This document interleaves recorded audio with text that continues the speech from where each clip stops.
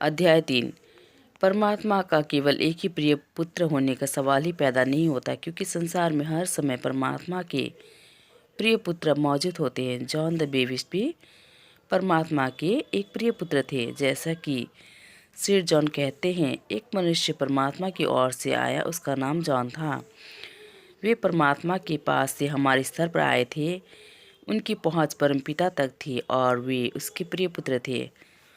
मोमिस तथा अन्य कई संत महात्मा परमपिता के प्रिय पुत्र थे, लेकिन वे सब केवल जीते जी ही शरीर में रहते हुए ही हमारा मार्गदर्शन कर सकते थे।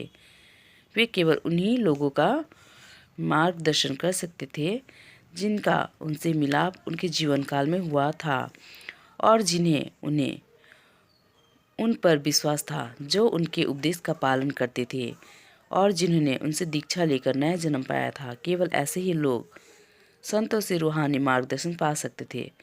वे स्वयं भी प्रकाश की संतान, प्रकाश स्वरूप परमपिता के प्रिय पुत्र बन सकते थे और वापस जाकर परमपिता में विलीन हो सकते थे।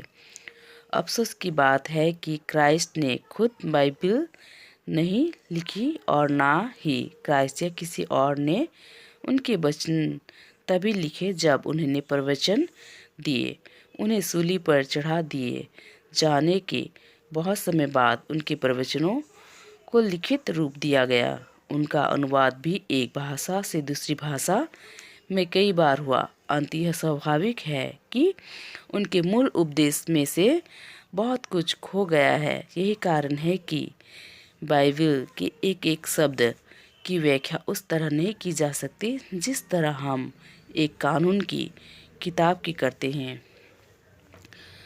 परमात्मा ने अपने प्रिय पुत्र को संसार में इसलिए नहीं भेजा था कि वह संसार को दंड की आज्ञा दे, परंतु इसलिए कि संसार उसके द्वारा मुक्ति पाए। जो मनुष्य उस पर विश्वास करता है उसे दंड की आज्ञा नहीं दी जाती, परंतु जो मनुष्य उस पर विश्वास नहीं करता वह तो पहले ही दोषी ठहर चुका है, क्योंकि उसने परमात्मा के इकलौते प्रिय पुत्र के नाम पर विश्वास नहीं किया।